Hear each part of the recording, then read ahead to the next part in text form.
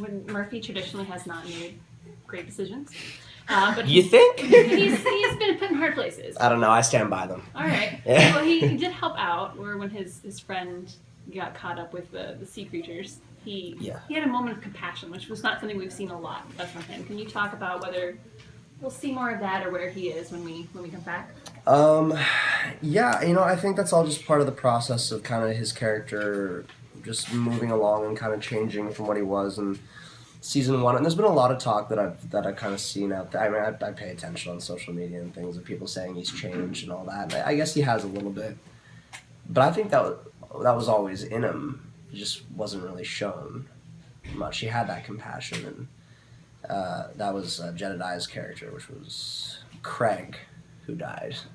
And he never did anything wrong to Murphy, so Murphy had no reason not to feel compassion for him. I'm sure they became friends out there in the desert that you didn't really much see in any of the scenes shown, but there's always things happening that we're not seeing on camera. So I think in season 3, I can safely say that you will see a little more of a compassionate side of Murphy. I hope you'll see him that way. What can you say about where he starts off this season? Well, I think he starts off right where we left him, right in the bunker. He's watching the video, and I think he's going to be curious to see what else kind of comes from that. Can you tell us about any other discoveries that he makes down there? You know what? I can't. Don't get me fired. I can't do it. I can tell you that it's pretty awesome. And when you start watching the season, you won't have to wait long to find out kind of what else is going on down there. It's very interesting. It's very fun stuff. But he learns a lot about, like, the history of what happened? Because I think Jason was talking about that at Comic-Con. Was he? You lying to me? Jason told us your whole storyline, so feel free to talk about it. Is that it? Fill in the blanks. Yeah, got it. I'll say this, if anyone could kind of find out a little bit more about the past, it would be Murphy at this point, given where he is in the world and kind of the parts in the decimation of Earth that kind of is started where he is currently. So I think it would be tough for him not to kind of clue into some things, I think. Jaha kind of feels like he's on this quest or this mission. He has a purpose. Mm. Kind of, what does the character kind of feel about Jaha's mission? Currently, not too much. I mean, he left him. He just left me. He left me there for dead, pretty much. I mean, I wasn't faring too well. So I don't think, after the whole boat excursion, I don't think too much of it. I don't know if Murphy ever really bought into the whole City of Light, Destiny sort of talk that Jaha was getting into, that very kind of prophetic sort of storyline that he has going on. Mm-hmm. He was more of a means to an end for Murphy, I think, just to kind of, if there is a chance that there is something out there, Murphy wanted to get there. He wanted to get away because he had nothing left to live for where he was. No one was looking out for him, so he thought, well, this is a guy who may offer another way. But I don't think he ever really bought into the hype too much. Is most of your storyline kind of isolated with Jaha, or could we expect to see you ever return to the Ark? I will say that this season we expand the world even further, and to do that, a lot of characters got to be a lot of different places. Mm-hmm. So I think Murphy, Murphy's going to be out there. He'll be meeting new people.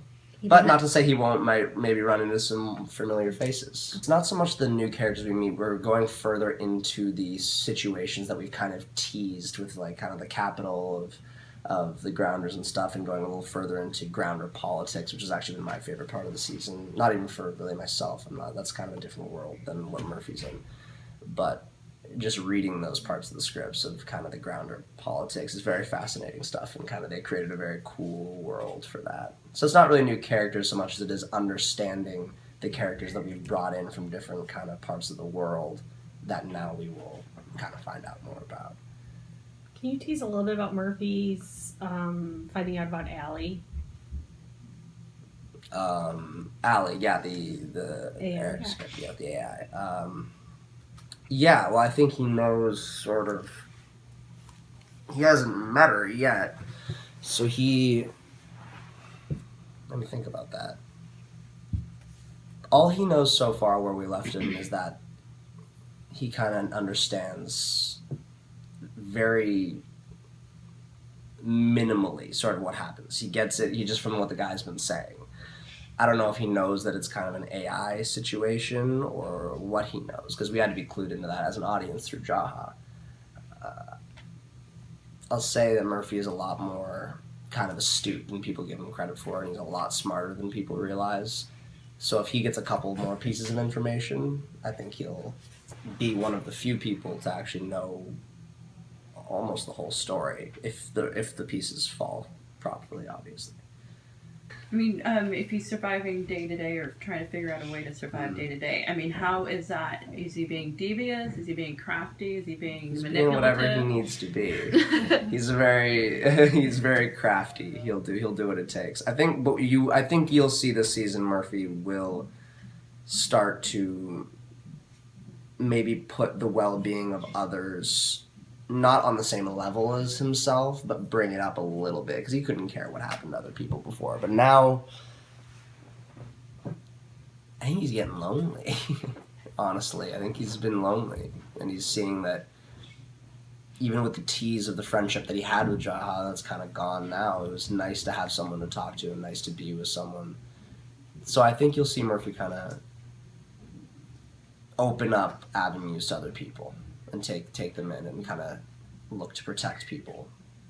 Considering the situation that he grew up in, he obviously found this really awesome place. Yeah. Is he going to enjoy that a little bit, or is there going to be a sort of push to have to leave this, swinging pad? Well, you got to be careful what you wish for. So yeah, he has everything in front of him right now that he's kind of ever wanted. He's by himself. Like, he's safe. He's by himself. He's got liquor. He's got food. He's got it all. But I'd take it back to one of my favorite episodes of Twilight Zone, where a guy dies and then he ends up in a room with all the things he's ever loved. It's like he's playing pool, he's got women, he's smoking, he's drinking, and for the vast majority of the episode he's having a great time. And then eventually he just starts driving him crazy because that's all he has all the time. And he's like, you know what, screw it, I don't want to go to heaven anymore. Like, just throw me into the other place, throw me into hell. And the guy who's there with him is like, oh, you think this is heaven? This is the other place. And I think that's such a cool idea. Like, you get everything you've ever wanted in your life, but then you have to do it so much to the point where you hate it. And that would be hell. So we'll see what Murphy does down there. He's got everything he wants for now.